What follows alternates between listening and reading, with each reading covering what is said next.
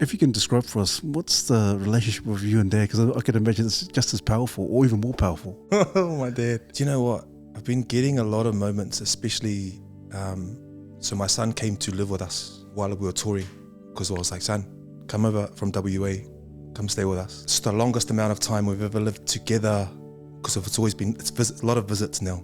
So we've had 6 months. And the amount of times that I've been sitting there and I'm going, far out, Dad, I'm sorry. Forgive me, Dad. Forgive me, Dad. Oh, you know, like for real, like, oh man, like, you know, I never listened to you. I never listened.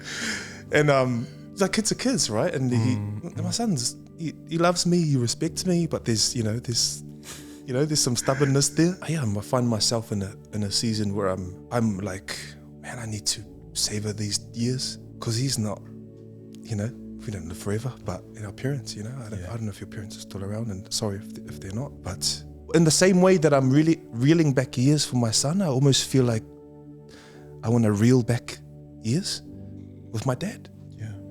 And, you know, because there's different types of chapters in our upbringing. So we grew up here, born and raised, Mangele, got a New Zealand, Croatian mum, you know, Samoan dad, you know, so we were those, you know, brown kids walking around with the white mum going, is she the babysitter or is she the mum?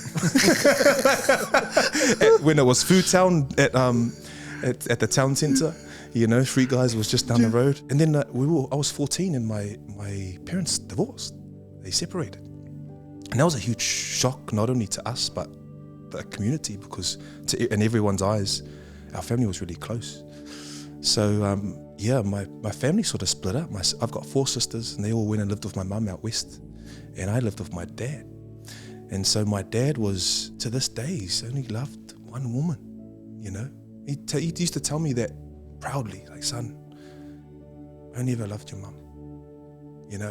And I didn't know how to, as a teenager, help my dad, but I felt so heartbroken at the pain that he was feeling, you know. And given our situation and circumstances, we're all still very loving. My mum and dad still live together, actually. It's funny. Things have happened lately and my mum had to move out, and then she's like, I always knew one day I'd move back in with your father. Band-Aid.